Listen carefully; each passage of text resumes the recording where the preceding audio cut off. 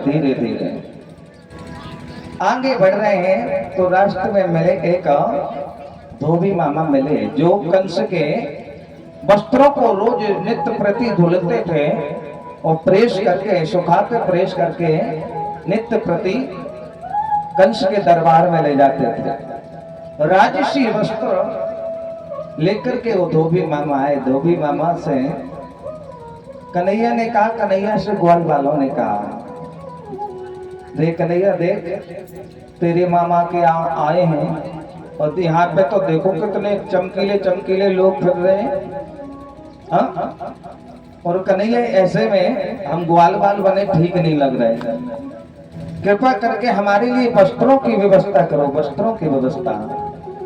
कन्हैया ने कहा, कहाँ से वस्त्रों की व्यवस्था कहाँ से करें बताओ, ये मामा का घर है, वो मामा के स्वभाव को तुम नहीं जानते, हम जानते हैं और पहली बार आए हैं। ब्रजवासी ठाकुर जी के सखा बोले तो तभी तो हम कह रहे हैं कि पहली बार तुम्हारे मामा कहते आए तो तुम हमारी व्यवस्था करो, हमारे मामा कहते चलो तो हम तुम्हारी करें। वस्त्रों की व्यवस्था करो पहनने की, हमें ऐसे अच्छे नहीं लग रहे, कुछ कर अभी इंतजाम कर वस्त्रों का। देख तेरे मामा के यहाँ आए हैं और ऐसी दशा में हम घूमेंगे, मेला घूमेंगे, अब नहीं घूमेंगे, जल्दी से आप भी हाल व्यवस्था करो। ग्वाल वालों ने कहा तो ठाकुर जी ने कहा थोड़े चुप तो जाओ, व्यवस्था वही जा रही। तो इतने में धोबी मामा दिखाई पड़े। धोबी मामा ने देखा तो यहाँ ठाकुर जी ने धोबी मामा को देखा। धोबी मामा से कहा, ये धोबी मामा ये वस्त्रों को दे दो, ग्वाल बाल हमारे पहन लेंगे, इनकी इच्छा है। फौरन तो छटपटा के बोला, क्रोध अवस्था में बोला, बड़ी कड़क आवाज में बोला, अच्छा ये वस्त्र पहनने की तुम्हारी शक्ल है? हाँ? ये कभी पहने हैं? पहनने की तो छोड़ो, देखे हैं कभी? हाँ? ये राजसी वस्त्र हैं, जिंदगी भर जीवन भर को कभी देखा है? हाँ? जमुना का पानी पीते रहे, बेचड़ की रोटी खाते रहे, कुछ देखा है? वस्त्र पहनने की छोड़ दो, सोच नहीं सकते, ये मिलने वाले नहीं है तुम्हें। ये राजसी वस्त्र है हमारे महाराज की, महाराज के वस्त्र हैं, सैनिकों के वस्त्र हैं, महाराज के वस्त्र हमारे। जब इतनी कड़क आवाज में बोला, भैया जो हमारे मामा के सैनिक के जो काम कर रहे हैं, इन्हीं के जब ये हाल है तो मामा तो सड़क से ऊपर ही बोले, जब जी इतने बोल रहे थे। हाँ? इनके जब ये सेवादार ऐसे बोल रहे तो सेवादार के मालिक कैसे बोले? हाँ? अब ठाकुर जी ने धीरे से कहा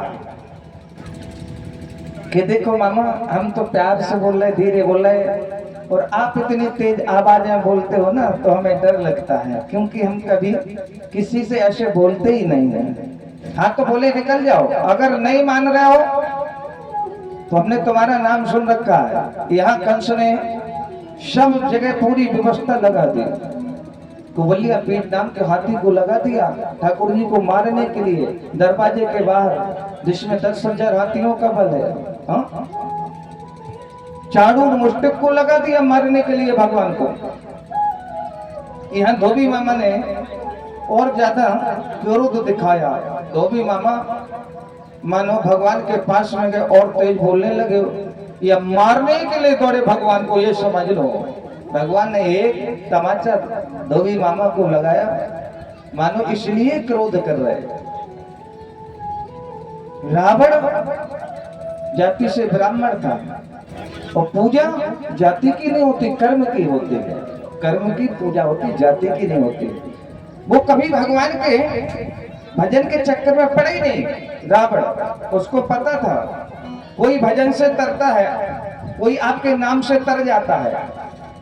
हाँ? कोई आपके दर्शन से तर जाता है, कोई आपकी सेवा करने से तर जाता है, लेकिन हम तो आपसे बैर करके तरेंगे, बैर करके। कभी भगवान का नाम नहीं लिया, लेकिन कभी भगवान की मूर्ति भी दिल से नहीं हटाई, क्योंकि इतनी भयंकर उसको भगवान से नफरत थी, इतनी भयंकर ईर्ष्या करता था भगवान से रावण, वो बैर करके ही तर गया, बैर करके तर गया। इसी प्रकार से आज मरना चाह रहा था ये धोबी, ये पूर्व जन्म का धोबी समझ लो है, कि जिसके कारण से माता जानकी को वनवास भोगना पड़ा था। इसने कहा था ये कैसे भगवान है? जानकी वहां रही, लंका में रही, इसने इल्जाम लगाया। अग्नि परीक्षा भी दी गई, माता जानकी ने अग्नि परीक्षा दी, लेकिन इसने ब्लेम लगाया, तब भगवान ने दोबारा वनवास देना पड़ा। इसी के कारण लोग इसको भला बुरा कहने लगे।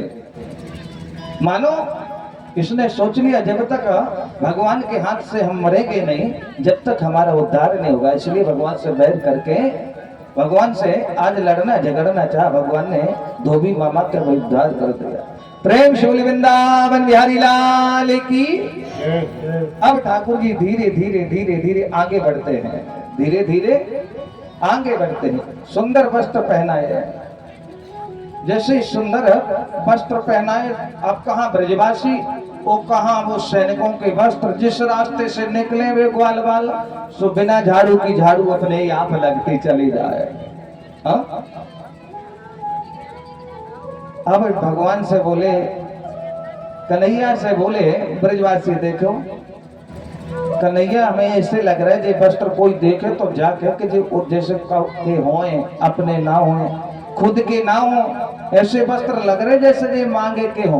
वो तुम्हारे मामा के यहाँ है तो हमारी तो भाई बदनामी होगी, और हमारी बदनामी होगी तो तुम्हारी बदनामी होगी। ठाकुर जी ने कहा, कन्हैया ने, रे अगर ऐसे लग रहे भैया तुम मांगे के तो सच में है, अरे तो तुम इनको बोले फिटफाट कराओ, ये तो हमें तुम्हें पता है केवल, और किसी को पता नहीं होना चाहिए कि ये मांगे के हैं। क्या करें? चलो बोले आगे आगे दर्जी मामा मिले। दर्जी मामा मिले। दर्जी मामा से भगवान ने कहा, हे दर्जी मामा आपसे हमारा निवेदन है। दर्जी मामा हाथ जोड़ करके प्रणाम किए, साष्टांग दंडवत किया, भगवान के चरण वंदन किए। पूछा, हमारे लिए इस सेवक के लिए क्या आज्ञा है बताओ। बोले मामा जी आपको एक काम करना है। क्या करना है? बोली ये वस्त्रों को, हमारे ग्वाल बाल के जो वस्त्र हैं इनको फिटफाट कर दो, और बोले बदले में मामा तुम्हें ऐसा देंगे कि अभी तो नहीं, कलयुग में तुम्हारा बड़ा चमत्कार का होगा, जाओ। तो भगवान की एक आदेश पर दर्जी मामा ने टाइम नहीं लगाया, समय नहीं लगाया, तुरंत कारीगरों से समस्त ग्वाल बालों के वस्त्रों को फिटफाट करा दिया। आज ग्वाल बाल जब फिटफाट कपड़े पहने तो प्रसन्न हुए। हाँ कन्हैया दाऊ भैया अब मजा आ गया, अब लगा कि अपने ही वस्त्र हैं।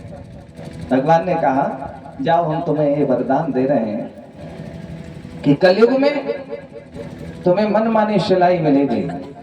वो आज देख लो, जितने के कपड़ा नहीं उससे ज्यादा सिलाई है। हाँ? ठाकुर इसी प्रकार से और आगे चलते हैं तो एक महाराज सुंदरी मिली, जिसका नाम था, 3 जगह से टेढ़ी थी, कुरूपणी थी, नाम था कुब्जा। हाँ? भगवान ने आवाज लगाई, सुंदर सुगंधित चंदन लेकर के जा रही थी। चंदन लेकर के जा रही थी। भगवान ने आवाज लगाई, ए देवी जी, सुंदरी जी। और जब ये काना में आवाज पड़ी तो रुक गई। देखा आज तक किसी ने नहीं बोला, कुरूपणी दुनिया बोलती है, मैं तो इस कंस के महाराज कंस के यहाँ स्वरूपणी कोई नहीं बोलता, सुंदरी तो कोई बोलता ही नहीं। आज तो सुंदरी जब आवाज सुनी तो उपजा रुक गई, हाथ जोड़ के बोली, बताओ वो। बोली ये चंदन कहाँ ले जा रहे मैया? बोले महाराज के दरबार में ले जाते हैं, कुछ इनाम मिल जाती है जिससे घर चलता है। बोले आज तक आपके महाराज ने, हमारे मामा ने ऐसी इनाम नहीं दी होगी, आज हम दे रहे हैं। और चंदन हमें लगा दो, हमारे ब्रजवासियों को लगा दो। 1 मिनट नहीं लगाया कुब्जा ने, तो चंदन ठाकुर जी को लगा दिया, ब्रजवासियों को लगा दिया। 3 जगह से कुब्जा टेढ़ी थी, 3 जगह से। भगवान ने अपने पैर का अंगूठा उसके पैर के अंगूठे पर रखा और पीछे से हाथ लगाया और महाराज को एक झटका दिया तो 3 जगह से कुब्जा टेढ़ी थी, सीधी हो गई। प्रेम से बोले भक्त वत्सल भगवान की। आगे चल के माली मामा मिले। माली मामा से कहा, ये मालाएं हमारे ब्रजवासियों को पहना दो। माला पहनकर ब्रजवासियों को टीका का, चंदन का और माला पहनने का बहुत शौक है। कई तो ब्रजवासी जाते अच्छी माला खरीद करके ले जाते और बिहारी जी को केवल दिखाते, जय हो बिहारी जी, वो खुद पहन लेते। खुद पहन लेते। माला पहनने का और चंदन लगाने का बड़ा मन करता है। ब्रजवासी को बड़े शौकीन होते हैं। हाँ? अब ठाकुर जी धीरे धीरे धीरे धीरे वहीं पहुंच रहे हैं। कहा? जहां वो धनुष रखा था, धनुष सिंहासन पर ऊपर कंस